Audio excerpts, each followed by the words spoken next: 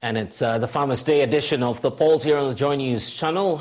Coming up this afternoon, government urged to consider providing borehole facilities for farmers to reduce the cost of farming. Will engage 1996 best farmer George Aloko Dongo, who is making a case for government to increase investment in the agricultural sector to ensure food security.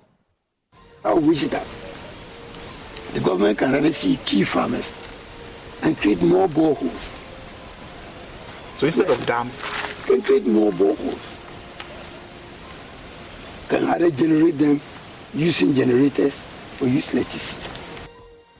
We have more coming your way shortly, and as the world observes the World AIDS Day, we bring you an exclusive interview with the Director General of the Ghana AIDS Commission, Dr. Chirema Etiahene, as we speak about these alarming figures in some parts of the country. And ahead as well, we'll talk about the new patriotic parties' parliamentary primaries in the Often constituencies as we put a spotlight on the Ablekuma Central constituency. We'll have one of the aspirants join us here on the polls.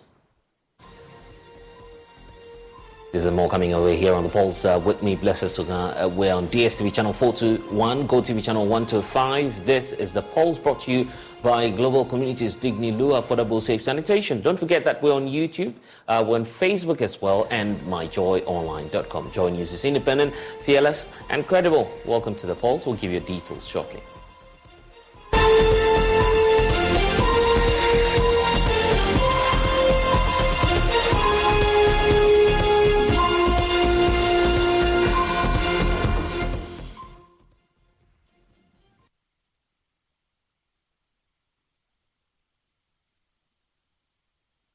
Well, this afternoon, as we celebrate farmers across the country, stakeholders are pushing for government to increase investment in the agricultural sector to ensure that the country is food secure. My colleague Gaben Sabote engaged the 1996 national best farmer, George Aloko Dongo, who is making a case for government to consider borehole facilities as part of incentives for farmers to reduce the cost of farming. And for those of you who missed it, here are excerpts of their conversation from Polugu in the Upper East region. You go down, we've started. Some have started doing only. Okay. But what I do is there's a man-made lake here. So I have 2 big water pumps. Okay. That can supply the whole of the whole area. The whole 70 acres. The whole area is 100. But we're utilizing 70 at the moment. So you don't have issue with irrigation? No. The only problem is that the high cost of fuel. What do you use the fuel for? For irrigating. We put inside the pumping machines. I'll open and go with you and you see. Okay. So and especially with the mangoes, where they have gotten to, do you still have to pump to water them? Yes. Normally, at this their age, because of the weather here, you have to water at least twice. Twice in a month. In a month? In a month, you give them water twice because of the harsh weather condition. But we're down south at this age, when it's about 5 years, you don't water them again. Okay. All what you do is you keep on spraying and applying fertilizer. Yeah, the fertilizer application on the mango is not like this thing. The mango tree, you dig a hole around it. You see, then put the fertilizer and cover it. And when the water comes, you see that it will shift. Okay, I see. So how has it been, especially with the mango? Is it difficult? The beginning was difficult, but up here, people haven't tried mango.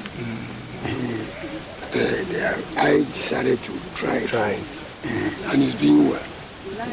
10 years or more than 10 years ago, you were declared the best farmer nationally. I mean, the former president, Jerry Rawlings, gave you all the necessary equipment, the cash prizes, stuff like that. How was it like? I mean, what went into that? What were some of the farming, products that you were harvesting or you were cultivating before getting this? Those days, I had a 300-acre rice field at the solution. Then I Here, the whole area is 100 acres that I cultivated 50 acres of maize. Then I did a sorghum, 30 acres. Then I had cowpea and cowpea and soybean, 20 acres. I have a cattle ranch too, numbering 250 cattle. Wow. Not the local type. Okay. The Burkina type. So I harvested a lot of maize and rice that I used to supply to seed company. Most of my products were seed. I specialize in seed production. So if I produce maize, it's certified seed. Rice, certified seed. So that I send them to seed company. They clean. We bag them in kilos, so 1 kilo, 5 kilo, 2 kilos, for sale to input dealers. Okay. I had input dealers who will come and take it, lift it from me. I can say by then you were a young man, so... Oh yeah, very young. I won that I was then about 45 years old. 44, 45 years. Okay. So 1996. Okay. Actually, I was an accountant, working with Accountant General. I resigned in 1984 and went into farming. Wow. And since then, I haven't regretted. So you're a chartered accountant? Yes. I resigned at Accountant General as a principal accounting officer, 1984. I resigned and went into farming. So does it mean the farming is paying more than being an accountant at the Accountant General at the time? Exactly. Can that same story be said? Currently now, no. Because inputs have gone up very high. Secondly, too, the soils here are depleting day in, day out. The polygon source? Yes. Not only the whole upper east region, upper west, part of northern. See that the soil, because we have been utilizing the land for long. Now when you go in, either you apply more fertilizer, which is very costly, and the ordinary farmer cannot afford. First, you used to do 1 acre, 1 bag of fertilizer. You can do it per acre. Now, if you put 1 bag of fertilizer in an acre of maize, you see it growing yellow. So you need to increase it to about 2 or 3 bags per acre before you can get at least yields that are encouraging.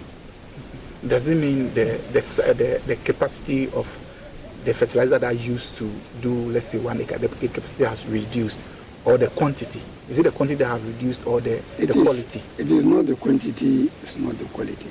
It is the price. The cost? The cost. Okay, the costs have gone up. Have gone up. And the soils too have depleted. You know, if you have land that you keep on cultivating it year in, year out, definitely the input, the agrochemicals, what you put into that same soil to be able to harvest your maximum yield, you need to increase. Okay. That brings a high cost of.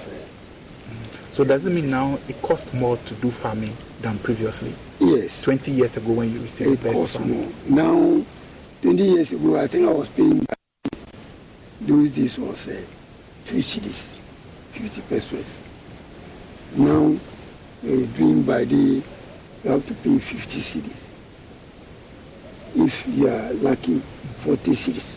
Because you have to give the laborer 10 cedis for food. Then at the end of the day, you give that same laborer 30 cedis. Wow. So that means you've done, and we start, well, we don't come early. At times we start 9 or 10, and we close 3 or 4. And you go for a break, 1 hour break. So you see that in the end, maybe you have been working for just about 5 hours. And the fellow takes 50 Ghana. Wow. You see. But those days, come early, the soils are good, you farm, and you get a lot. What about the services of these tractors and stuff? Elsewhere, I understand they are also... Very, tractor service is very costly. That's why during Lawrence's time, we got tractors. What he did was that there was something like KR4, this thing, the Japanese grant always went to Japan, got a Japanese grant. That grant, they weren't giving cash.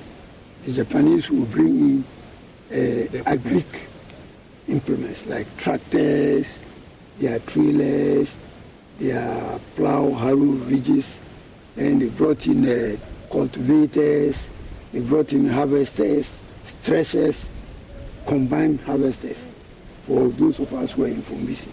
So those days, you don't need to go and waste 1 month in Fombisi to harvest your rice. You could even get to agri, just go to agri engineering, and they will bring in a combine, come and harvest and pay in kind or in cash. But these days, that Japanese grant is no more. Mm-hmm. So I wish that if the government can't, revamp it. But there's plenty for food and jobs. Yes, there's plenty for food and jobs. But if you are planting for food and the farmer, the ordinary farmer here, look at what we are doing. See that we are using hands. Yes. That we should have had a stretcher to come and stretch. But the stretchers are not there. You understand? Yes. Rollins's time, there were noted key farmers like me. We had regional key farmers, district key farmers. They were given this input, and they in turn helped the farmers around them. Like as I'm here, I have 250 farmers. Out of them, 100 are men and 150 female. So you can see that if you have women, you have to work hard for them because they are not like men. Yes. See. But now it's no more. But now it's no more because you do all the services, you get your produce, no market. That is one major thing.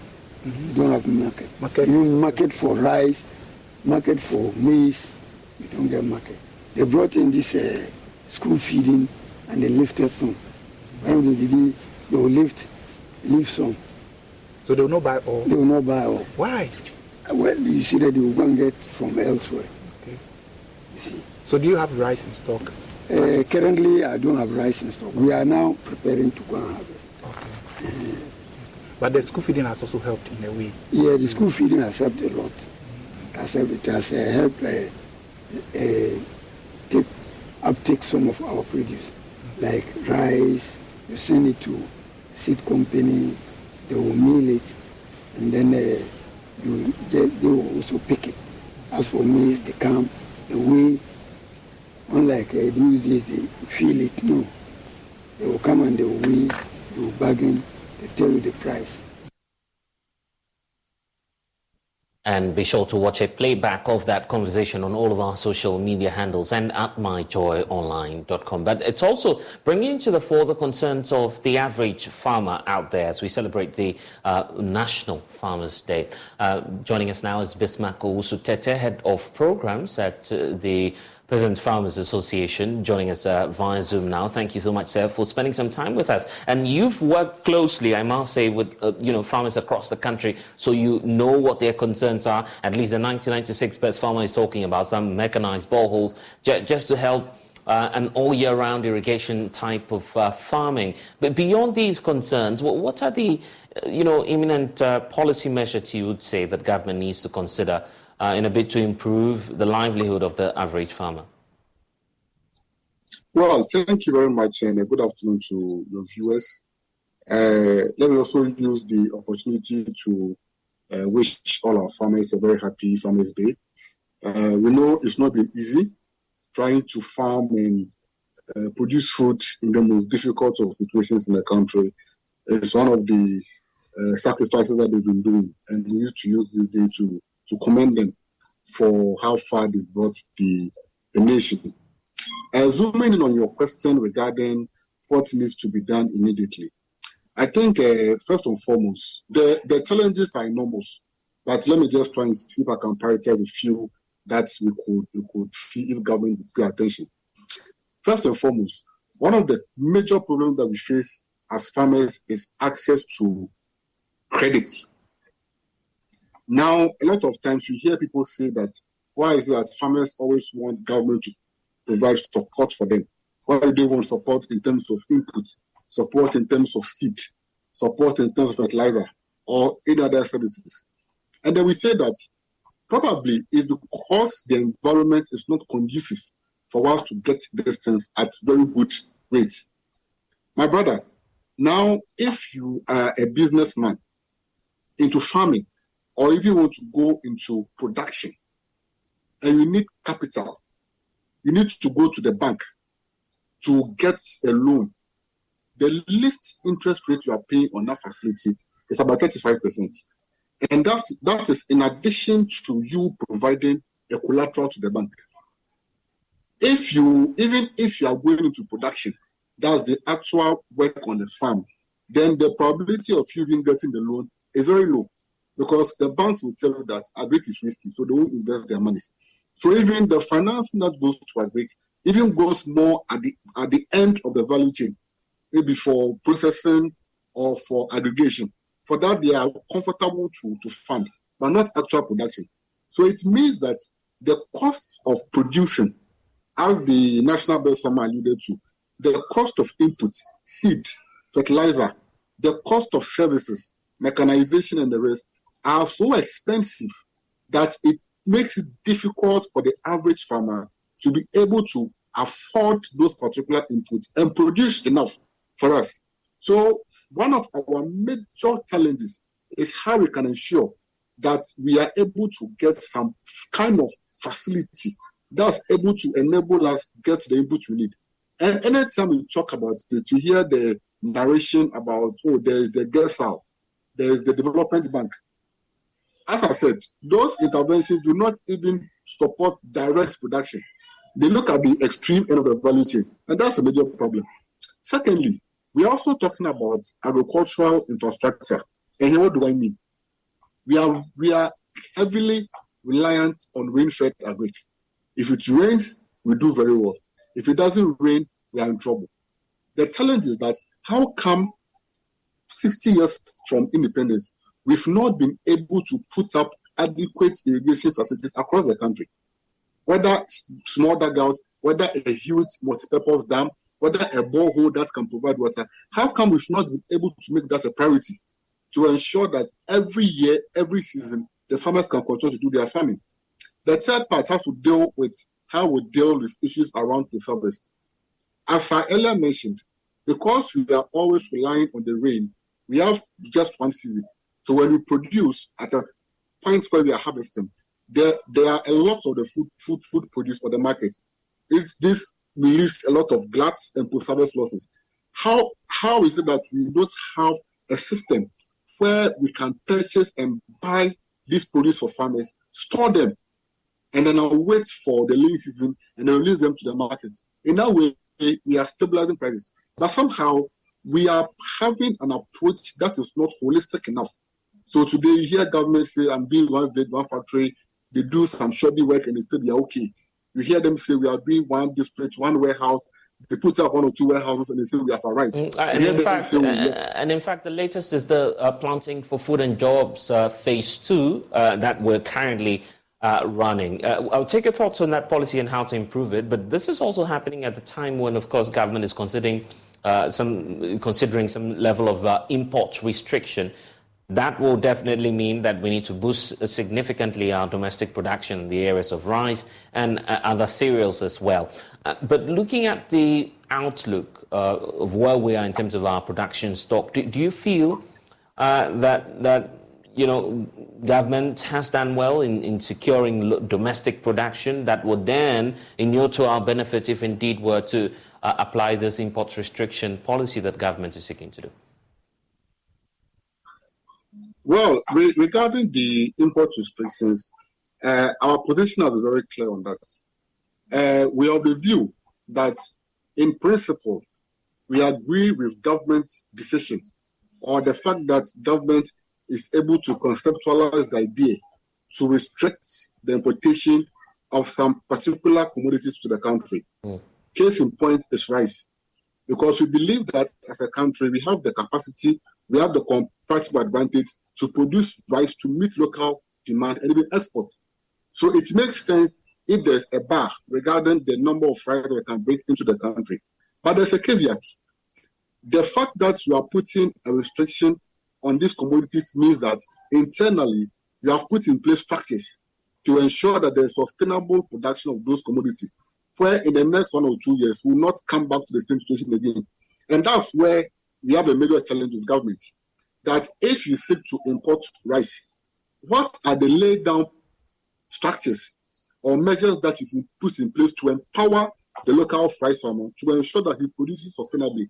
And that is missing. How well have you provided irrigation facilities across rice growing areas in the country? How well have you given mechanization a major thought? If you listen to a lot of our members who want to rice production, one of their major problems is that when it's time for harvesting, access to combined harvesters is a major problem. There are a lot of farmers across the northern part of the country where they are ready to harvest. They don't get access to these combined harvesters. And then when the dry season sets in and the fire sets in, they set their whole rice on fire and they lose all their investment. So if as a country is not invested enough in mechanization to ensure that we have adequate combined harvesters that will ensure that all year round they are harvesting, then there's a problem. I see. If we don't have a system where we are purchasing the rice and putting them in stock, so that as a country we can have a strategic stock of rice available, so that we know that even if you are not doing all year round, we still have a lot of rice that we can go and bring within the country. If this system cannot in place, then it becomes very difficult for government to say that you are banning or you are restricting. Yeah, and I get the point you're making there. Yeah, it's all about laying the foundation right and getting things right from the start, and that's feeding, and that's indeed feeding into the whole conversation surrounding the Planting for Food and Jobs Phase 2 that government is running now. And that's been the flagship project for the Agric Ministry, even as we celebrate National Farmers' Day today. The government going big on that policy. Are we on the right track? Well, I think that the PFJ Phase 2, the minister really began well. Hello, Bismarck? It was, at least, can you hear me? Okay, just take that point for me again, yes. Yeah, I mean, the PFJ, I think the ministry started very well. This minister at least tried to do a lot of engagements and consultations to get feedback from stakeholders. We like the approach that is a value chain based, in the sense that the interventions are not starting and ending only at the provision of inputs, but providing of services like mechanization up to warehousing and markets. So that's good. But we are beginning to get worried regarding how the ministry wants to implement the PFJ 2.0. And if you're not careful, you might go back to the days of PFJ 1.0. And let's give me a minute, let me just explain. Under the PFJ 2.0, if you read the implementation modalities, the plan is that the government is going to work through what we call the anchor farmer or the aggregator. Right. Meaning, the aggregator is responsible for providing inputs and services to the smallholder farmer. So meaning, government comes nowhere close or nowhere near direct provision of inputs. That's the plan of the PFJ 2. So for us, it was a bit shocking when we read in the 2024 budget that government had already procured seed and fertilizer under PFJ 2 for 2023. And that's a bit shocking to us because there's no way in the plan that government is supposed to do that. In any case, for 2023, the ministry just about 2 months ago laid an expression of interest for aggregators to apply. The results are not yet in. So on which basis the ministry procure and provide the inputs? And to which farmers benefited? Because we had a lot of discussions with farmers across the country. And it appears that no farmer benefited from this. I see. So we are saying that if there is no clarity and transparency in the PFJ 2.0, and we are repeating the mistakes of PFJ 1.0, then it should get to a point PFJ 2.0 may fail. Just as 1.0 is failing. Interesting points. Interesting points there. That's an area that if the ministry is really ready to work with stakeholders, there's one thing that is very clear about. There should be transparency in how the PFJ 2.0 is going to work. If there is transparency, we are going to get all of us to work together. But if in the beginning you are trying to hide information or you are trying to conjure figures that cannot be traced or they are not credible, it gives room for worry. And I'm afraid that if care is not taken, this PFJ 2.0 might fail. I see. We'll wait to see what the outcome will be. Grateful for your time. Bismarck Tetep, Head of Programs for the Peasant Farmers Association. Well, we know that a new maize hybrid seed produced or introduced by the King Seed is set to improve maize production in Ghana from the current 2.5 to 3 million metric tons to 10 million metric tons per hectare. Director of Seeds Operation at the King Seed, Martini Prasanna, at a briefing and also an inspection of a maize demonstration farm at Sika near the Nkranza area, indicated that the new variety has what it takes to increase farmers' yield and make Ghana a net exporter of maize in the coming years. Hybrid maize seed introduced by King's Seeds, a subsidiary of Kingdom Exim, has the capacity to increase the country's present yield per hectare of 2 to 3 million metric tons to up to 10 million metric tons or more. Maruti Prasanna is the director of seeds operation at King's Seeds. Today, if you see the maize in Ghana, the average yields are around 2.5 to 2.7 metric tons per hectare. So we realize that there is no very good seed available in Ghana to increase the average yields. So we brought in hybrid seed from India through King Seeds and planted both in Ghanaian method where there is less population and also with high population. And we, after 2 months or 3 months, we can see that in the high population, we see the yields can be close to 10 metric tons or more than that. The performance of the hybrids doesn't change with high population. More the population, more the yield. And we can see our vision is to see a happy, smiling farmer. Maruti Prasanna is optimistic that the new variety of seeds, well aside the improvement of the finances of the local farmers, also help in making Ghana a net exporter of maize in the coming years. If you see, Ghana is a net importing country, means what is produced in Ghana may not be enough to feed the people. So now when more and more farmers adopt our seeds, Ghana will become a net exporting country. That will mean a lot of foreign currency will come into the country. So Ghana can export to the neighboring countries after feeding their population, the people, as well as the animals. Bono East Regional Director of Agriculture, James Adu, who was part of a team of experts to inspect a demonstration farm in Sika, stated that the new variety is capable of helping boost the region's maize production, which is in line with government's Planting for Food and Jobs Phase 2 program, which allows farmers to choose from the various maize varieties in the market.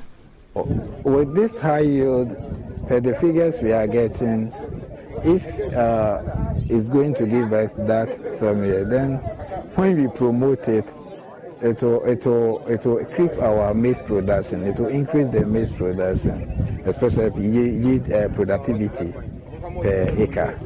So once the productivity improves, then it means we are going to get more food. And with the PFJ2, the Planting for Food and Job Phase 2, that is coming, that is where government is targeting. Chemi Francis is a farmer whose farm was used for the demonstration of the two seeds, Spring 26 and Tamer 02. He explained that the new King's hybrid seeds will help farmers in the area in terms of yield, and asked that it is easy to plant compared to the existing local seeds. Last year, I look Canada. Now, few way now here, Omodia brewing, but I'm doing Fise, we need a senate look at the other dano. Just say, he diano, ne matayano, a batama mu do. I've seen a mamma Niji who calls some say no boom crown out to say a would be in a woman. It's a man a walk on a dorsal sene, first again and Diano. Producers of the new King's seeds are, however, optimistic that the new variety is the best option for commercial and small farming because of its high yield potential. Anas Sabit, Joy News, Sika in the Nkranza North District.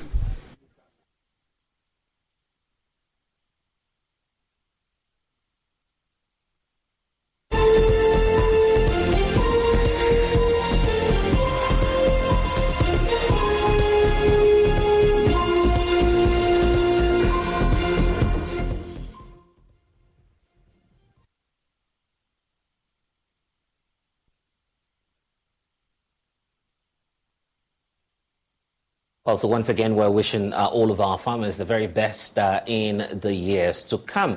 But back here in Accra, the Lepers Aid Committee, in collaboration with the Omega Lion Club of Accra, is organizing a musical concert and a fundraising event to actually build a kitchen for cured lepers at the Wager Leprosarium. And Father Campbell is leading the initiative, is joining us in studio with more. And we also have Hector Avonyuche, the Accra Omega Lions Charter President, all joining us in studio. And indeed, it's a blessing that we are talking about farmers, and also Reverend is also surprising us in studio. How nice to see all of you join us. Welcome to the program.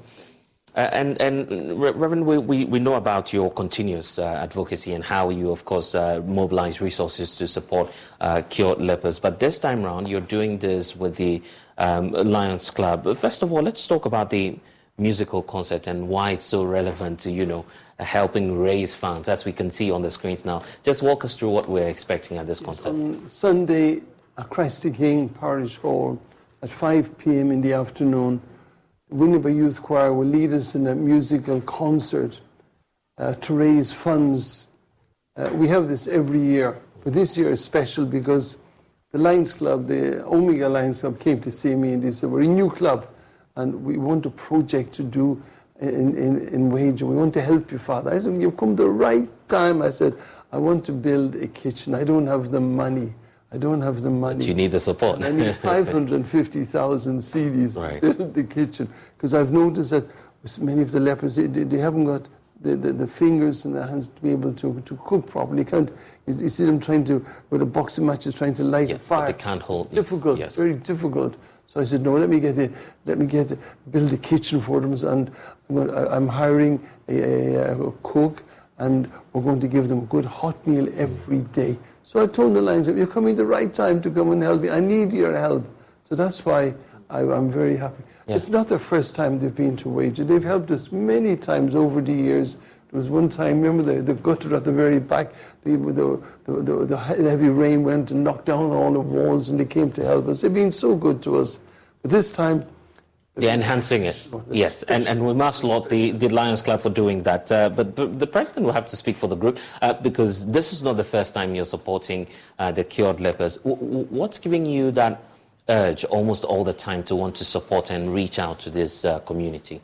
Okay, thank you. In Lionism, if we charter a club or we form a new club, the club's supposed to take inaugural project. Right. So my mother club is Accra Premier Lions Club, who has been working with Father Campbell at the Wager Leprosarium. So when we were chartered, they advised me I can go to Father and ask Father if we can do something. So when I got to Father said, oh, you are here at the right time. Right. He said, as he's pointing out, yes. Yeah, so I asked Father, what can we do to help? And Father listed a whole lot of lists for us.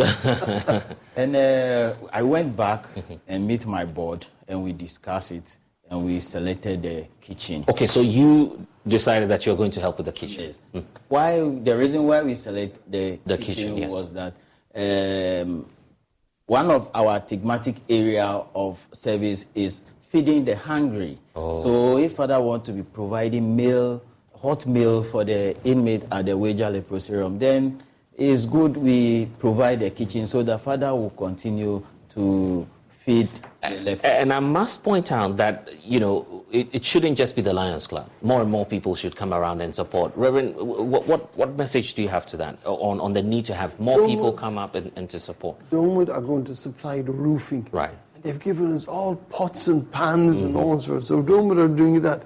The Indian Women's Association and the Indian community are going to do the foundation. Oh. And the young man at Christ the King, Edward Erskine, is going to do all the woodwork inside when we have finished the building. So people are contributing. So we just pray that on Sunday, more people will come to come and support us and be able to put this building up. I'm praying and hope that by the end of January, for World Leprosy Day, we can cut the sod and we start that building in a matter of... So have you started, something somewhat, yes? Nothing has started yet. Lions Club, they're going to do all the work. They've got all the architectural drawings, they've got the engineers, they've got everybody. So we've no problem there. So we just need more people to come on board. But not only that, after we've built it, I'm asking people to come and help us. At times in the morning, you see a box of fish or chicken or plantain outside our house. People just come and leave and go. I want more people to come.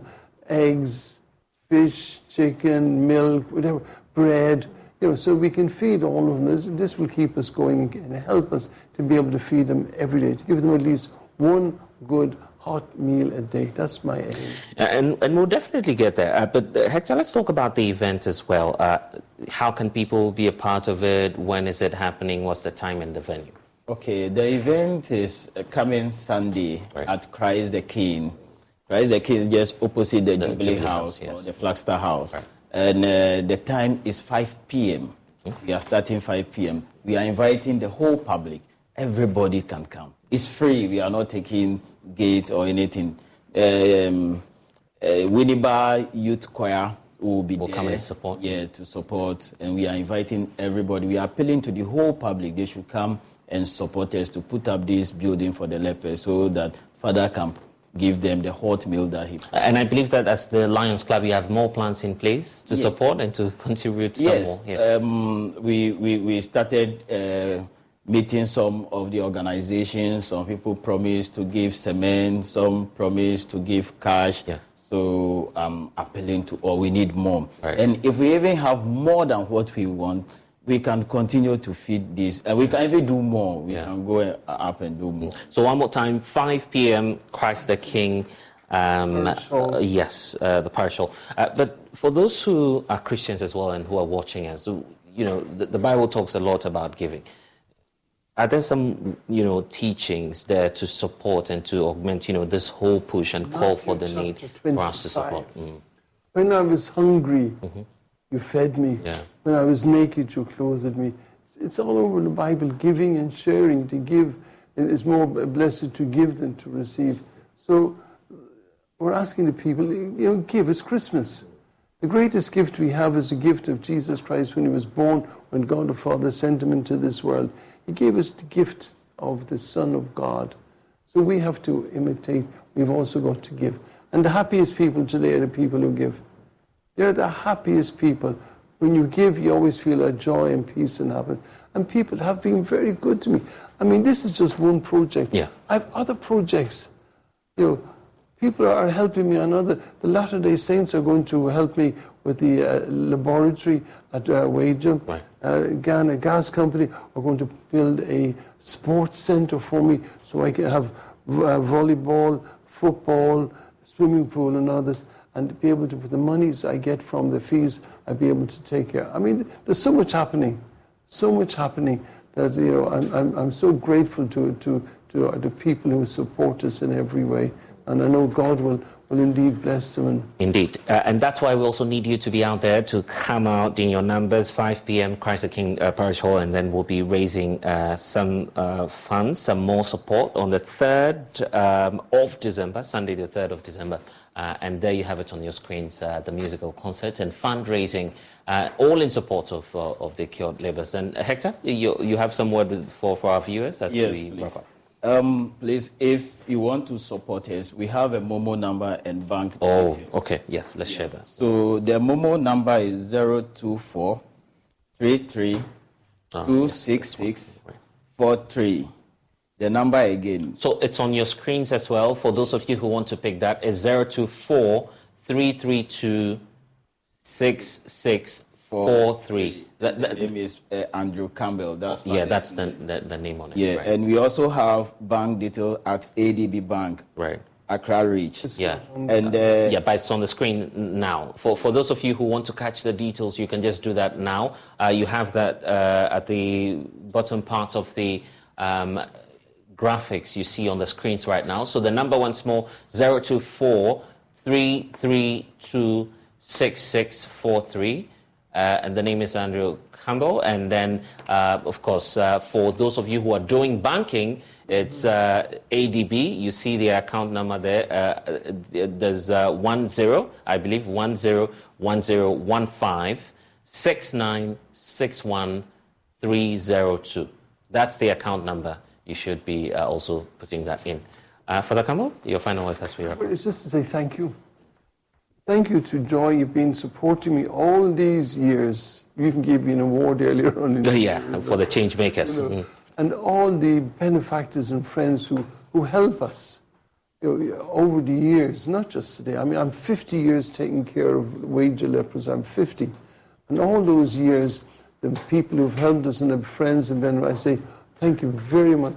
God bless you and continue to support us to help the poor and the needy. I am most grateful. God bless you. Father Campbell, we say God bless you too for the great work you're doing to support this less privileged people. And also, Hector, thank you for joining us. You're watching the Pulse here on the Joy News channel. We're taking a break. When we return, we'll talk about the World AIDS Day. In fact, the National AIDS Commission is out with a caution to the general public. In fact, let's get to that conversation now. Joining us is the Director General of the Ghana AIDS Commission, Dr. Chirme Tuahini. There are a number of activities happening leading to, today, where the AIDS Commission is sending a message out to the general public about the need, for awareness creation and all others. Director General, thank you for joining us here on the Pulse. First of all, what's that clarion call to the youthful population, and what would you want them to know about the World AIDS Day? Thank you, Blessed, for having me, and good afternoon to your cherished viewers. Yes, as you know, the December 1st is designated by the UN as the World AIDS Day, and on that day we create awareness about the epidemic, and we also take stock of what we have achieved so far, the challenges we are having, and what we need to do to end AIDS, because we have the tools, we have the strategies, we have the policies that can enable us end AIDS by the year 2030. But the one critical issue is risky behaviors that Ghanaians are involved in, which invariably expose them to HIV infection. And so our call to young people is the fact that more and more young people are becoming sexually active, and unfortunately they do not use protection, and here I mean condom. And one major concern is the fact that they are having multiple concurrent sexual partners. And that is a big problem, because that is a high-risk behavior, and that has the high potential of exposing them to HIV and other sexually transmitted infections. And so our call to young people is that, yes, we are still preaching the ABC methods of prevention. It is better for young people not to engage in sex. And that is the best way of protecting oneself, because sexual activity accounts for about 80% of new infections in the country. And therefore, young people are encouraged to abstain from sex. That is, that stands for A. A stands for abstinence, sorry. B, if you cannot abstain, then it is important for you to find somebody who doesn't have HIV. And of course, you must not have it as well. Both of you should test to know that you are both HIV negative. And then be faithful to each other. As long as you continue to do that, then you are you don't have any problem. But if you cannot do any of the two, then you have to use condom correctly and consistently anytime you have sex. In the last few days, we've been seeing, a number of figures being put out there. So many figures, and I've seen flyers all over the place talking about varied numbers. There's that for the Greater Accra region, the Ashanti region. I mean, just walk us through the regional breakdown, if you do have the time, at least for let's say, flashpoints, if we should be describing them as such, of the kind of surge in numbers that we're seeing, giving, the updates in terms of the numbers. What can you share with us? Well, what we know is that HIV is across all the 16 regions of the country. So the region with the highest prevalence are mainly those in the south and the middle belt. So you have Bono region, you have Eastern, you have Greater Accra, Ashanti, Western, Ahafo, and these, of course, Volta is also featuring prominently recently. And it is important that we all recognize that the HIV is still a problem in this country, and therefore everybody has to take, the necessary precautions. And so the regional breakdown in terms of prevalence, let's start with, in terms of prevalence, we have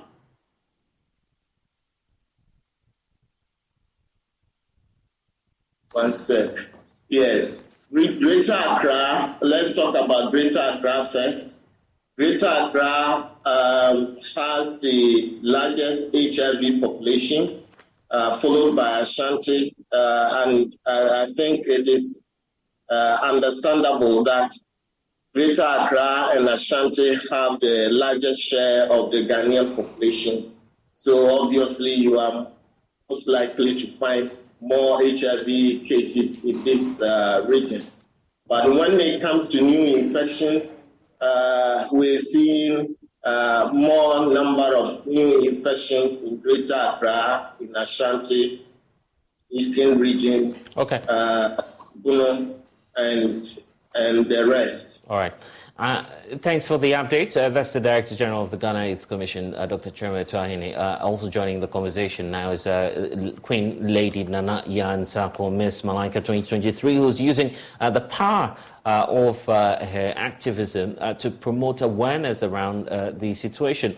She's working in collaboration with the Ghana AIDS Commission to try as much as possible to promote awareness and education on this. Thank you so much, Nana and Sako, for joining us. Let's start off with what you plan to do now that you are, partnering the AIDS Commission to champion awareness.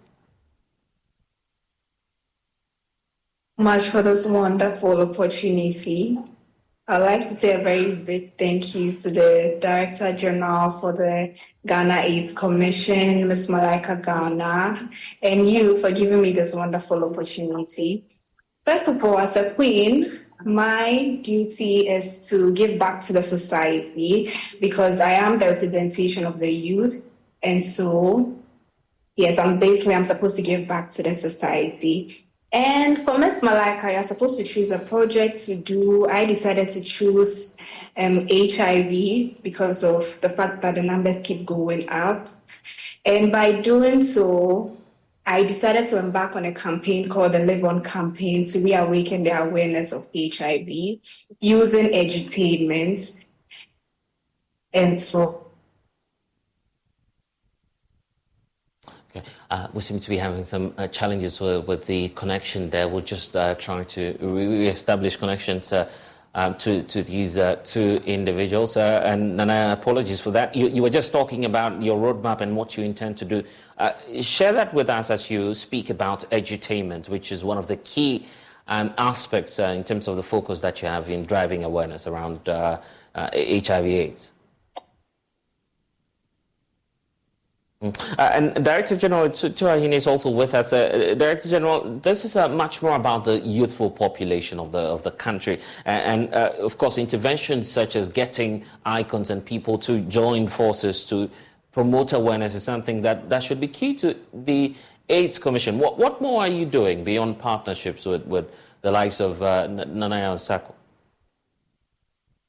So what we are doing is first of all, to work with all the various youth organizations, the National Youth Authority, the National Service Scheme, the Youth Employment Agency, and we are going to extend it to the Youth Start and all the places where we can find young people to work with. And these young people will be engaged by their own kind, who are influencers, who are mentors, who are role models, to really get them to understand the issues about HIV, the risk that they take, that are leading to, infections among them.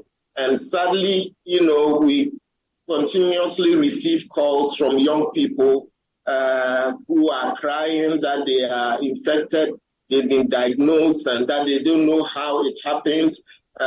Some of them, it's just one-time sexual encounter, and they got it. And so it is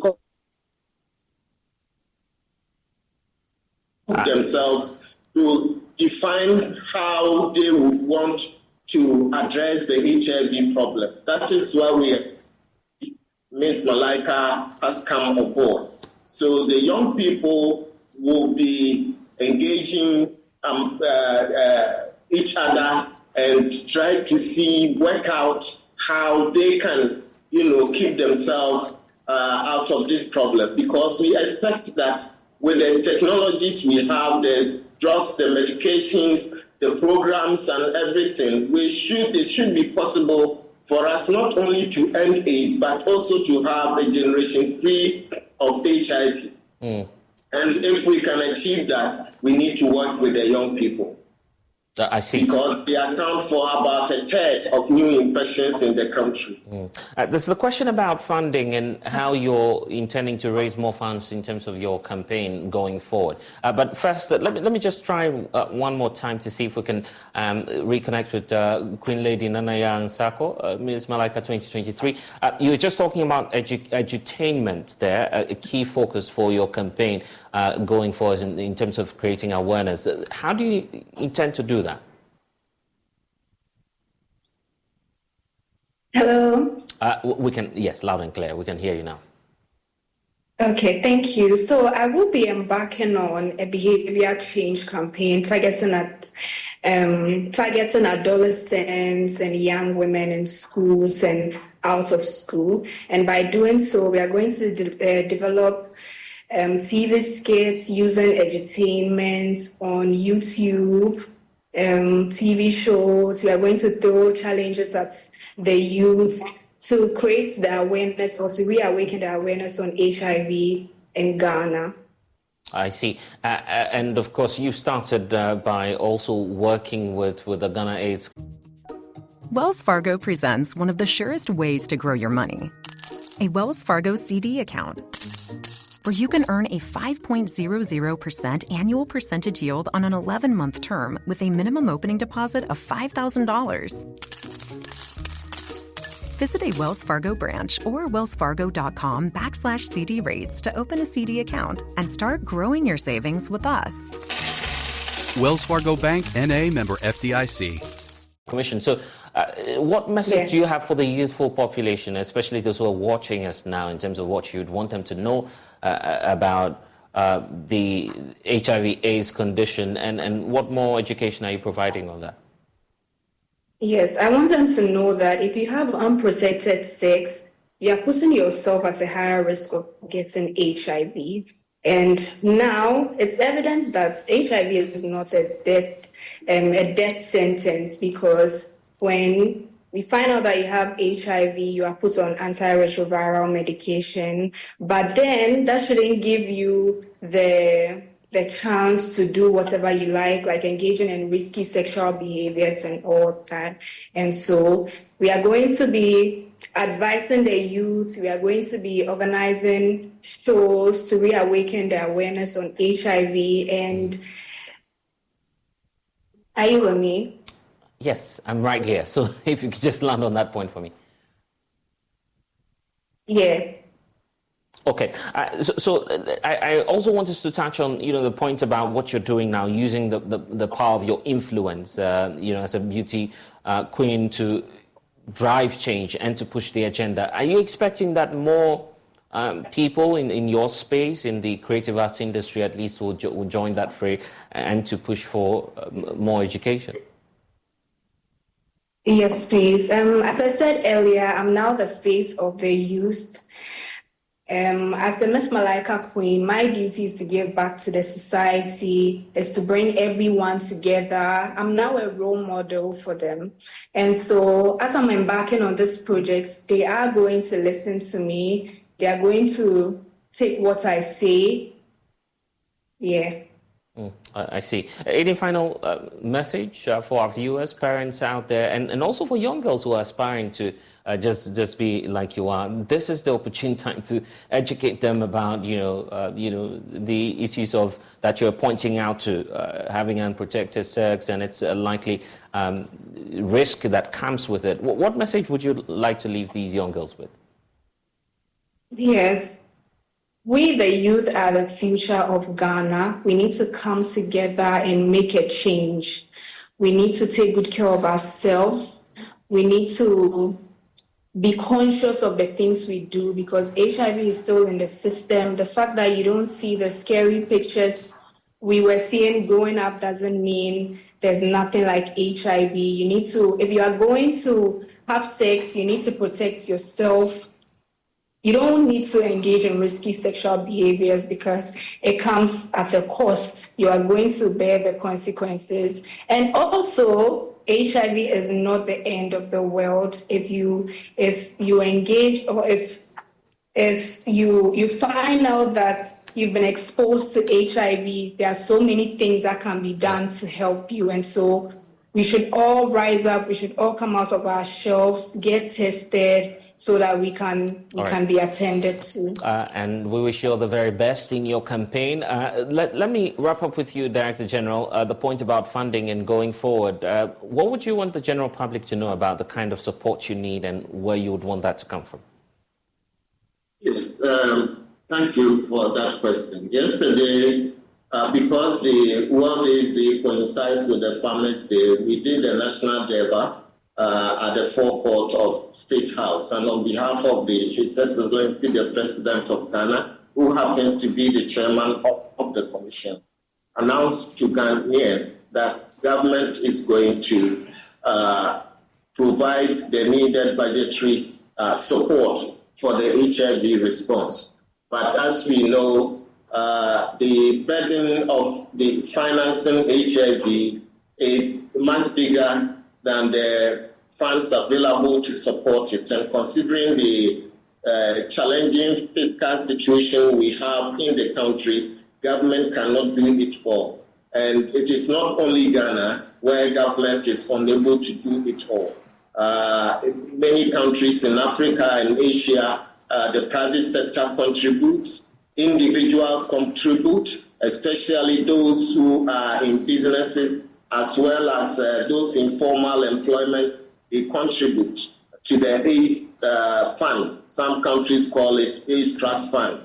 There are various models or funding streams that countries have developed, and a similar one that we have also developed. And one of the platforms we are using is the USSD code, star 9898 hash. Which was launched by Honorable Chief of Staff on behalf of the President yesterday at the DEBA. And so star 9898 hash on MTN and Vodafone, you can use that and follow the prompt and donate any amount that you can give to the response in support of the response. And so we commend to every Ghanaian that HIV is a problem. And Blessed, let me make this point. We always talk about the youth because we know the critical issues about the youth so far as HIV is concerned. But Majority of the people who are infected in this country are within the most economically active population. And that has serious implications for the country. And so HIV is an industry issue, it's a business issue, it's agricultural issue, it's educational issue, it's an issue that affects the workplace, affects everybody. And so we all have to work together in contributing to support the national HIV and AIDS response. We need to save lives. We need to prevent new infections, reduce new infections to the barest minimum, and end AIDS deaths and vertical transmission from mother to babies in this country. All these are possible to achieve. All we need is behavior change and funding. If we have these two, we definitely by 2030, we will end AIDS. And we're grateful that you're spending some time with us, Director General of the AIDS Commission, Dr. Chirma Ituahini, joining us here on The Pulse. And we're taking a break here. When we get back, indeed, we are your election headquarters. The race is heating up for the governing New Patriotic Party's parliamentary primaries in 113 constituencies. We'll tell you about what's happening and also have some conversations with aspirants going into the elections. Please stay.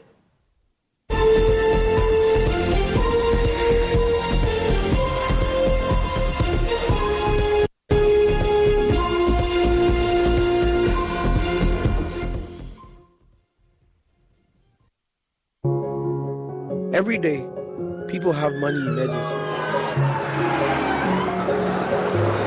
Mom, I need my school fees. Emergency. Mommy, chop money emergency. Emergency.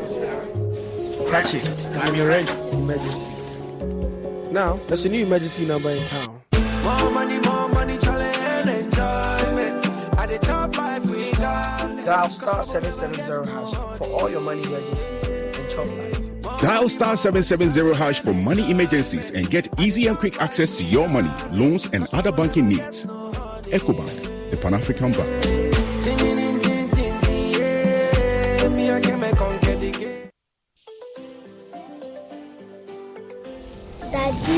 Daddy, this tank is big. Yes, that's true. It can store a lot of water.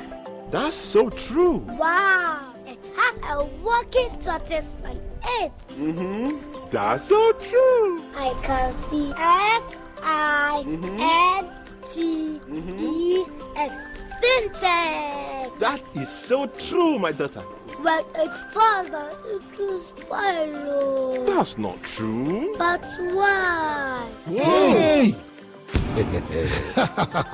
Syntex was the first to introduce double-layer tanks in Ghana. Syntex again was the first to introduce white inner layers in Ghana. Syntex gives you the biggest warranty, 7 years. No matter your water needs, Syntex is the answer. Syntex tank. Are you strong?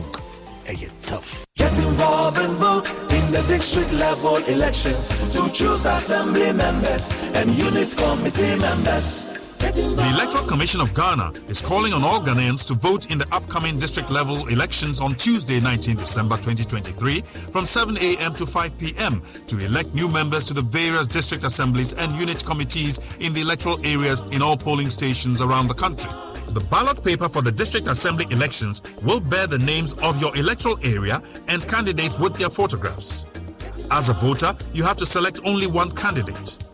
You then go for the ballot paper for the unit committee elections, which also bears the names of the units and candidates with their photographs. And voters are to select only 5 candidates. Participate actively in selecting your local representative to the various metropolitan, municipal, and district assemblies. Remember, district assembly and unit committee members are your agents for development. So go to your polling stations and vote on Tuesday, 19 December 2023.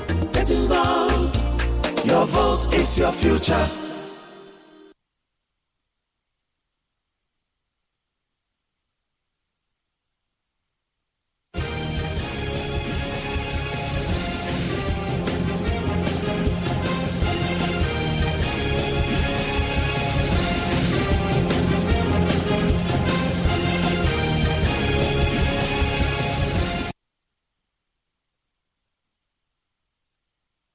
And indeed, we are your election headquarters. The governing New Patriotic Party will this weekend hold parliamentary primaries in 113 constituencies to select candidates for the 2024 general elections. Director of Elections for the party, Evans Namako, says all is set for a free, fair and transparent election. As our prelude to the coverage on Saturday, we put a spotlight on the Ablekuma Central constituency, where presidential staff and also Deputy Director of Communications at the seat of government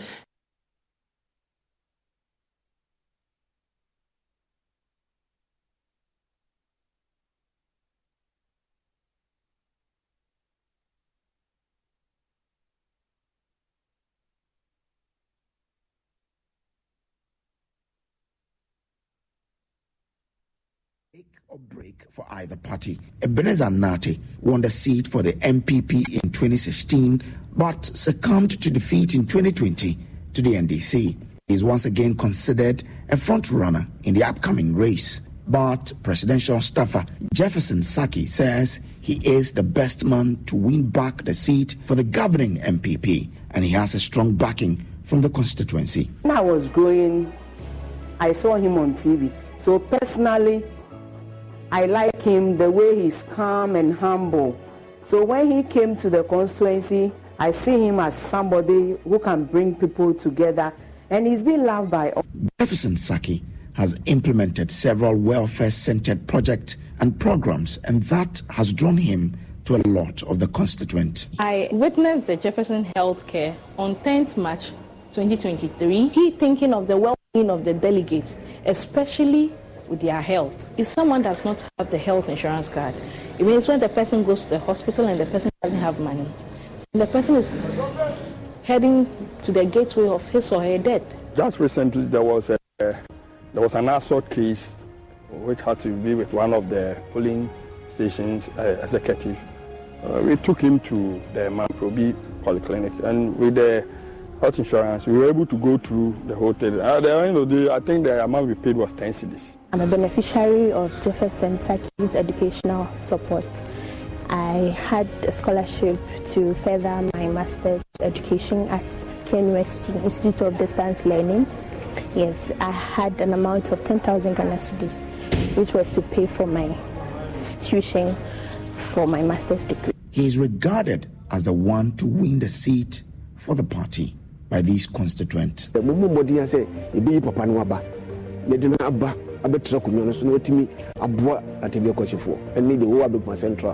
Three other contenders, Lawrence Anyete Ejay, Brako Amwafo Samuel, and Collins Amwa, are also laying claim to being the best people to lead a party in the Ablekuma Central constituency into the 2024 elections. The question still remains, who will lead the NPP in the 2024 parliamentary elections in one of Ghana's swing constituencies? Samuel Kojo Brace, Joy News, Ablekuma Central. Well, and that aspirant we're talking about says is leading a campaign for the new energy agenda, a manifesto of hope for the NPP delegates in the Ablekuma Central area. Jefferson Saki is my guest here on The Pulse. It's good to be talking to you after a very busy schedule. You're finding time for us to have a conversation. And good to be Indeed, you're back home. But I'm just going through your manifesto. I believe this is one of a kind because we've not seen this in a very long time. And you say that, quote, I'll be committed to a different kind of leadership, one that is dedicated to your welfare, your livelihood, and your economic growth, not private gains. What kind of a leadership is that? Well, we're looking at having a leadership in Ablekuma Central constituency that will be there for the people. Most importantly, their welfare.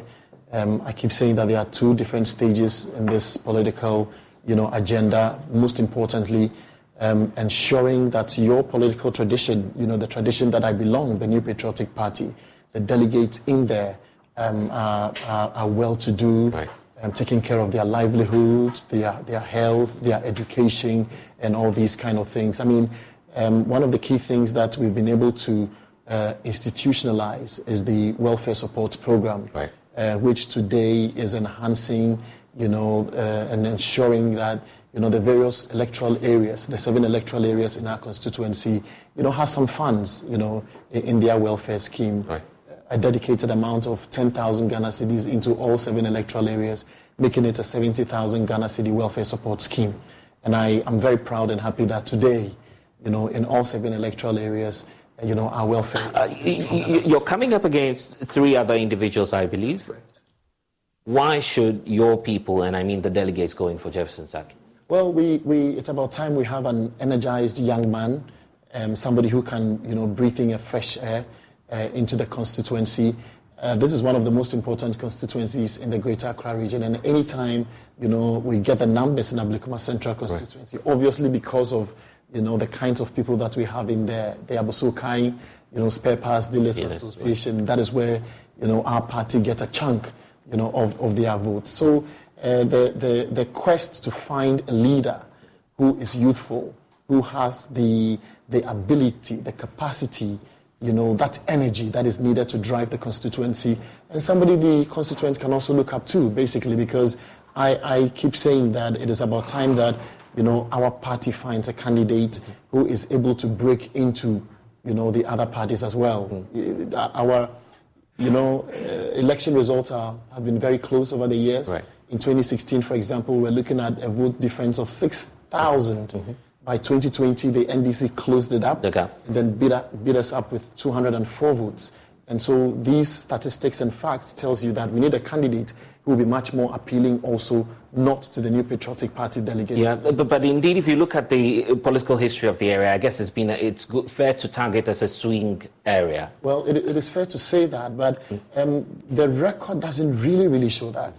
Because if you look at the 2006 elections, where we won for the very first time, right. With Honorable C.S. Crabb, the late, Okule Norte, Victor Okule Norte, the former MP, right. Won it on 3 consecutive times on the ticket of our party. That is to say that our party was able to hold... Okay, so you've held it for more... Exactly. Yeah. And I think it is about the relationship that the candidates, perhaps, or the member of parliament would have with the people. Those are the kinds of things that would determine whether a particular party can hold a seat for that long or not. Let's talk about the downside of being a youthful person, because some say the 2024 general elections is a very crucial one. You need someone with much more experience. Probably an age might be giving that out to anyone who's relatively older. Is that not a stronger argument to say that it's going to be a tough elections for the governing NPP? You've been in power for 8 years. 8 years, you're seeking to break the 8, and some baggage may come along with it. So you need someone with much more political experience. Yes, and the political experience, doesn't come that easy. I think that from 2007, when I jumped onto the political campaign trail of the New Patriotic Party, supporting and, communicating for the then candidate, now President Nana Addo Dankwa Akufo-Addo, traveling the length and breadth of our country, knowing the ups and downs of the game of politics. Yeah. It is very good to say that we need that kind of experience. But I can say that I think I've gained enough experience, both outside government and both inside government. I remember when we lost the 2008 election, coming back into mainstream media, but not leaving the party and still getting committed to it and learning more, what the party can do, in order to come back. And we did everything we could. I'm happy that I was able to, support the party through my own, communication skills or all the things that we learned in school. And today it's paying off. So when we talk about political experience, I think that, working with the president and studying, the president of the republic, who I should say is the most experienced politician in our country today, because he's tasted defeat, he's been able to bounce back and all that. I mean, these are the kinds of experiences that I think I have gained, and not just locally, but also internationally. Conducting and reporting elections in Liberia, in Sierra Leone, in Rwanda, and all these countries, I think adds up to my experience when it comes to politics. And it's good that you're talking about your background and where you're coming from, and that's where many say, we didn't see this coming. Yes. Right. Is this something you've always longed for? Well, what's been the inspiration? I think I've always loved the science of politics.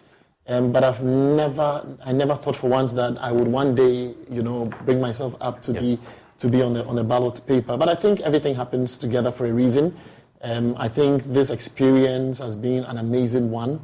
My constituents are very excited about the fact that Jefferson has come in with a new kind of energy, and today the respect that our polling station executives need in the Ablekuma Central constituency, they are actually gaining it back. Obviously, because there is a competitor who has brought in some new energy and shaking all other people to sit up and do things right. And so, this is what I can say for now. I never expected it to happen, but today it is happening. Yeah. And I'm very confident that I've traveled the length and breadth of the constituency, from Mambrook to Ajembu to Batri to Latebiokoshi to Mataheku to Memete, all 7 electoral areas of our constituency. I've sent my message of hope to the good people of Ablekuma Central constituency, especially our distinguished polling station executives. And I'm very confident that by the grace of God, tomorrow they would reign happiness. We'll talk about your expectation for tomorrow, but you're dealing beyond the delegates. If indeed you're giving the nod, you would have to campaign, you would have to sell a message across. What message would that be? It is the new energy message, because the kind of challenges that we have in Ablekuma Central constituency is quite enormous. Poor road infrastructure in there. If you go to areas like Shukura, the Russia areas, the Zongo Junction traffic lights, all these things would have to be tackled. It is unfortunate that, we have not seen some kind of development over the past, years. Obviously, I would say that it's basically because of maybe the kind of member of parliament that we have. There is a saying why is it not the case that it's about Jefferson who's not been helping, although you come from the community? See, for what we can do is to ensure that the people get what they want, basically. But you have not been given the power to represent the people at the right places that you need to represent the people. Because let's not also forget that when the people vote for you, it's basically like they enshrining their strength, their powers, their spirit into you for you to represent them. As a member of parliament, as a leader of a constituency, you have the ability, the capacity to represent the constituency in all shapes and forms. For example, you can go to a minister who is basically your friend and say, look, Honorable Minister, I'm representing the people of Ablekuma Central constituency. These are the road networks that needs to be done. I'm doing the best that I can, and I can tell you there are some road networks within the constituencies that, over the past months or year or so, I've been, pushing, negotiating, and making sure that, those networks are done. But if your representative in Parliament does not have that spirit of, lobbying or negotiation, then it becomes a big You're stoking a big debate here, and it's part of the criticisms that will face you, that you are at an influential position now in the government. If roads had to be fixed, it has to be fixed by the government. So if you're accusing the MP for the area for that, then everyone will come back to say, why do you need to be MP to fix all of these problems when indeed you can talk to the ministers on our behalf? There is always a government budgetary allocation basically, for every constituency, for every municipal assembly. The budget is always not enough or substantial to do a lot of the development that needs to be done. What I'm saying is that we need somebody who would represent, the constituency. Obviously, somebody who has been given the power by the people, representing them. They queue for a very long time to elect you into office and all that. You sit in Parliament. You're sitting in Parliament with ministers, your ministers of state who are in a capacity or who are in a very good position to help the constituency. All ministers will tell you, Jefferson is I do the best I can, and within the constituency, recently we have our school placement issues coming up. Right. You can imagine the number of people that will come to you, obviously because of, the position that you hold. Right. Yes, you may be, in government, but your power, stops at a certain limit because you are not the final authority that have been elected, that has been given the power to represent them. You can represent them in a very casual way, do the best that you can. Myself, for example, and the municipal chief executive, and then also our current constituency chairman, there's a very strong, cordial relationship between, all of us. So the little that I can do, with the power, the little that I have, I'm able to do for our constituent members. And, talk of scholarships, talk of education support programs, all these things are being done. It is my prayer that the people of Ablekuma Central constituency, starting with our polling station executives, will give me that spirit, that power to be able to... What are your chances going into the election?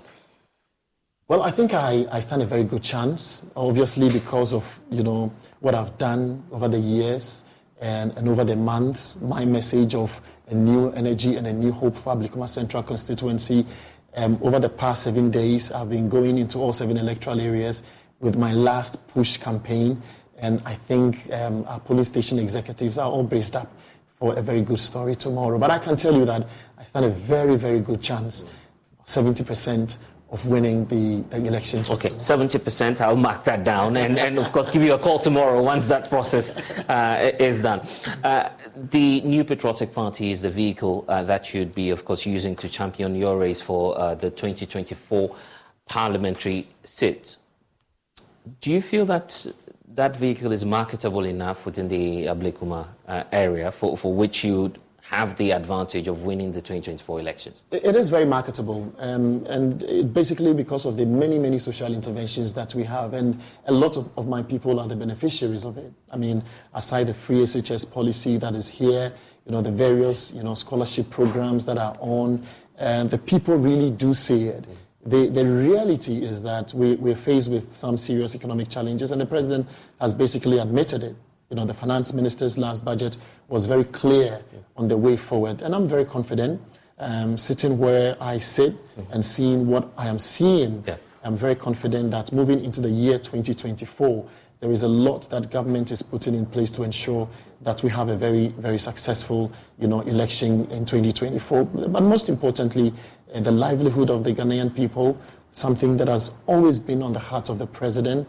And I'm sure that, our political tradition, from the General Secretary to the Chairman, to the various, constituency and national executives, we're all braced up for very good... And you're tagging all of that to one anthem or slogan, breaking the 8. Yes. You're seeking to break the 8 with Dr. Mahmoud Bawumia, who's been criticized of making so many promises and hasn't achieved much.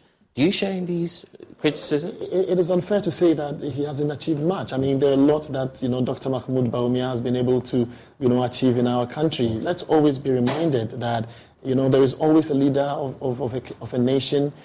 He has been a very loyal, committed vice president of our republic. He has basically championed the agenda of the President of the Republic, Nana Addo Dankwa Akufo-Addo.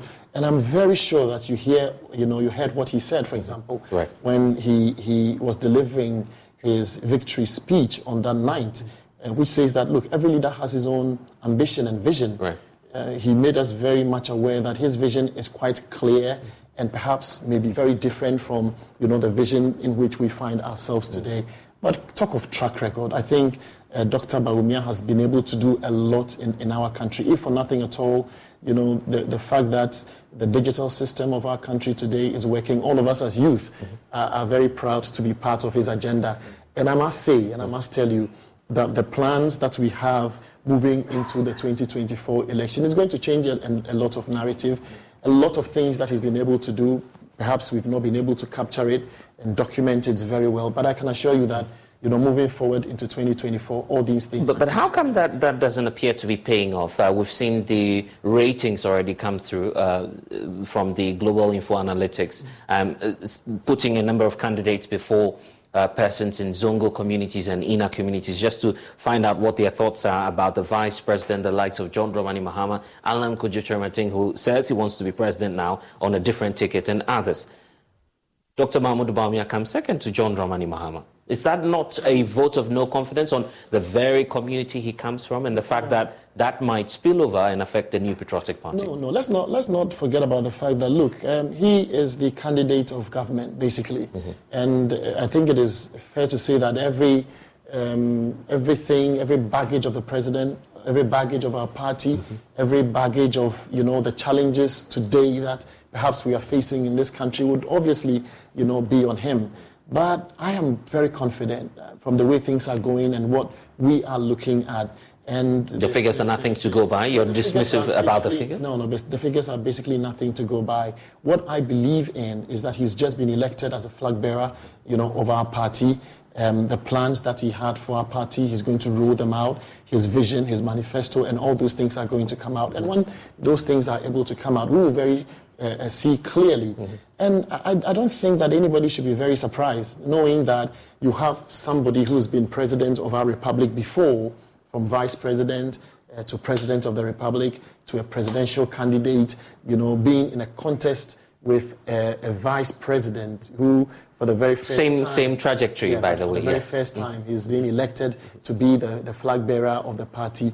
I think that it is very obvious that your initial records, your initial research would show per time and per season, everything will show that, look, this guy has been here for a very long time, and so he's much more popular. But I can assure you, moving into, December 2023, the first few months of 2024, they should come back and do another research, and they're going to see something very different. I see, and that's where you're going to see the strength and power. And in fact, there's something instructive in terms of analysis we did, pointing out that the elections will partly be dependent on not just these two individuals, John Mahama, Dr. Mahmoud Bawumia, but who would partner them and from what region they'll be coming from. The suggestion about the New Patriotic Party, perhaps going back to your base, the Ashanti region, some say come to the Greater Accra region, maybe the Ablekuma area, and go for Jeff, because that's where, of course, the NPP lost to John Mahama in the last elections. Where should the running mate be coming from? Well, I think that is a sole responsibility and the decision of the vice president, who is now our candidate, and I think is doing a lot of work on that. Obviously, there are several names that have come up and all that, and I think all the people that have been mentioned are people who are in a very good position and very capable, of being vice president. But he is the right person. Yeah, you said you told us that you've learnt a lot. You've told us you've learnt a lot. Yes, which region should the candidate, vice presidential candidate, be coming from? I cannot say exactly where the region, which region the vice president should be coming from, the candidate. But what I can assure you of, that this is going to be a decision of the vice president, who is now our presidential candidate. He's doing a lot of consultation, obviously, with, Council of Elders and patrons of our party. What's your personal analysis of where the candidate should be coming from? Well, I think we've always had a certain tradition that says that if your president is from the north, your other, vice president should be from perhaps any of the Akan, speaking areas, and it's always been so vice versa. I believe that is going to be, the trajectory that this would be going. Aside that, it also dependent on the kind of relationship that the president to be, Dr. Alhaji Mahamudu Bawumia, would also have. And always, in choosing your vice president, it should always be somebody that you can flow with. And I'm always excited when I see our president today and the vice president. I mean, I've sat in government meetings and I see the cordiality that exists between the two. There's not been once where the two are loggerheads with each other. Yes, in cabinet meetings and in meetings, the vice president, sometimes is very strong on his personal decisions. And there is so much respect on the side of the president himself, who basically respect the decisions and views of people. And I think, these are the things that we are going to see. Right. And I'm sure Alhaji Dr. Mahmoud Bawumia is going to select somebody he can also have that kind of flow that he possibly from the south and the Ashanti region, as you're telling us. Maybe, perhaps. Is that not creeping into your primaries now? Because many are beginning to do internal politicking. It looks like the spillover effect from your very fiercely contested presidential primaries is not over. Some are even, bringing that to the parliamentary level. We see that all over on social media, people tagging candidates with this camp or the other. Do you see yourself to be aligned with any of the, presidential aspirants or candidates? The reality is that we had a free and fair election, and a leader of our party has been chosen, and we are all rallying behind the leader. I think it is about time that we all bury our, differences.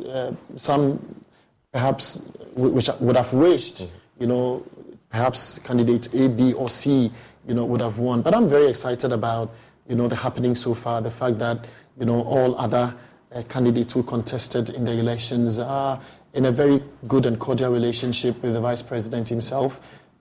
The gentleman's approach by the vice president, immediately he won, moving into the houses of the various candidates, telling them the need for them to come on board, because the most important thing is that the unity of our party is what we are looking at. Is that not creeping into your constituency, for instance, where people are just aligning themselves, accusing candidates here and there of, coming from a certain camp?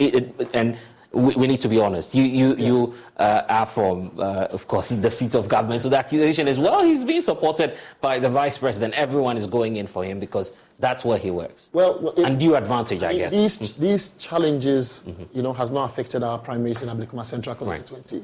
Right. For God's sake. I mean, because the reality is that we had a contest, a free and fair contest.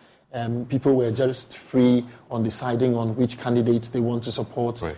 It was one of the most beautiful elections where we all supported in one way or the other.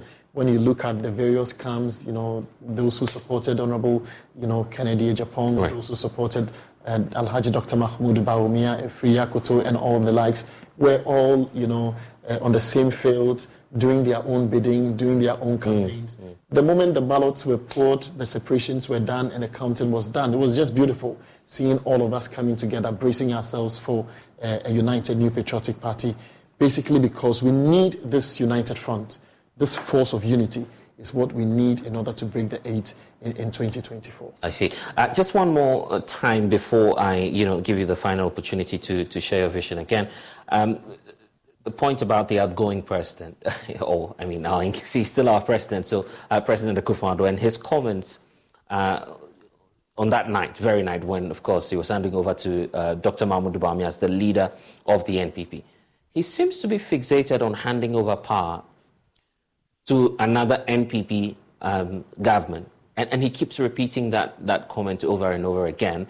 And now, this time round, the last one, referring directly to John Dramani Mahama, the fact that he cannot afford to see power being handed over to John Dramani Mahama. Is the president having any fixation on John Mahama, or it's just the case that he simply wants to see his party win? I don't think it is a fixation. I mean, I don't think there is any smart politician who will be willing to give out power easily. But he's very particular about, where we will hand over power to an NPP. But you see, he says all these things, bearing in mind that every electoral process in our country is done through a democratic process. So why not allow the people of Ghana to decide that? But why shouldn't he campaign for his political party and also for his candidate? I think there's nothing wrong with it. I mean, you see that much more as a campaign?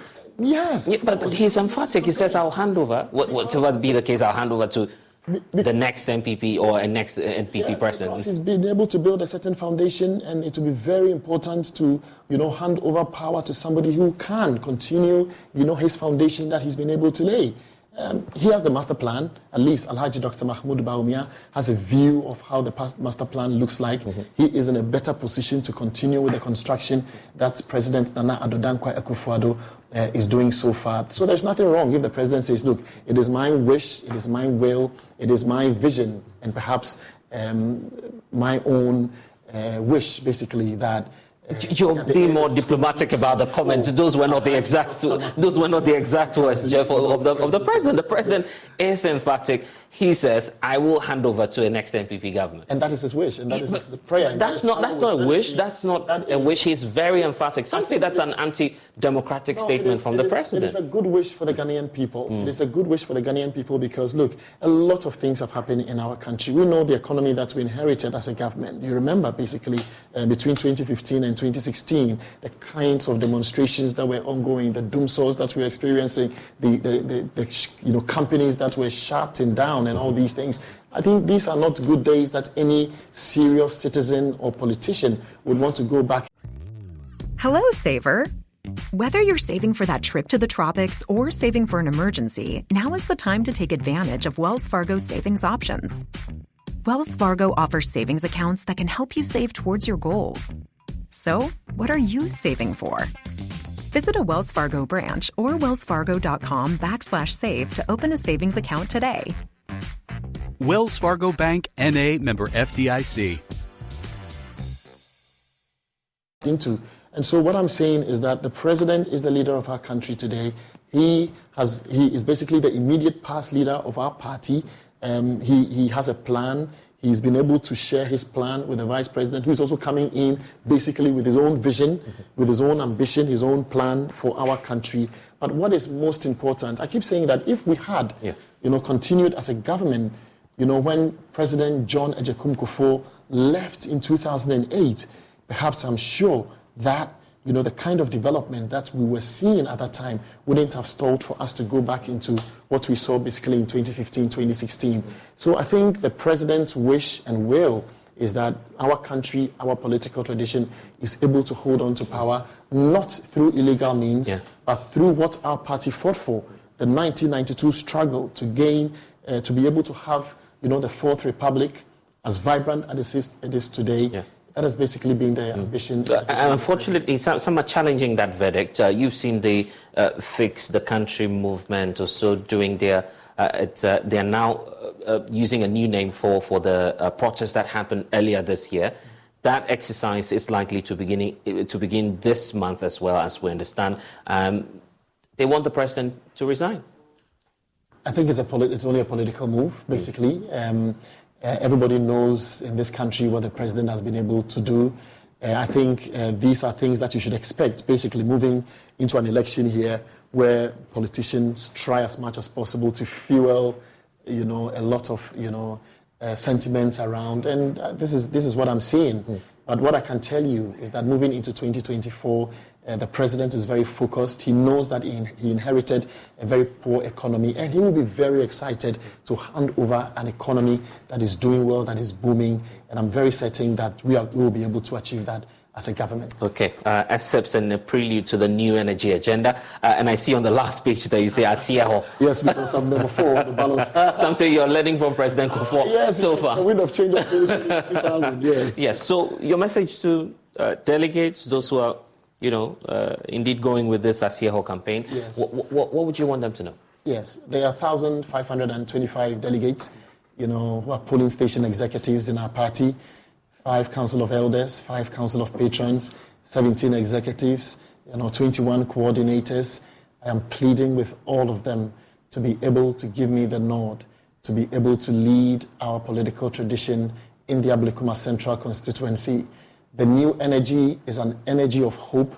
We're bringing something new into the political tradition of our party, and I'm very confident that when I'm elected as a parliamentary candidate, the unity that we need to be able to break the 8 in Ablekuma Central constituency, Jefferson Kwame Nasaki will be your best candidate for that.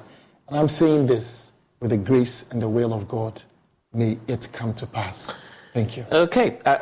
I'll keep this. I'll keep this one because it will be, of course, the document that will mark you with when indeed you get that opportunity. But Jeff, it's been great talking to you, and you're back on air. You're back on air.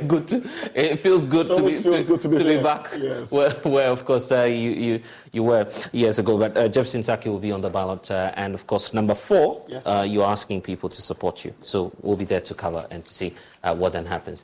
And, of course, that's all we have for you in this package of the Pulse. I'm Blessed Sugan. We'll see you again. Until then, log on to myjoyonline.com for updates. We are your election headquarters, and we'll be bringing you a coverage of that primaries of the NPP in terms of parliamentary for orphan constituencies. There's more coming your way. It's been a pleasure being with you. Bye-bye for now.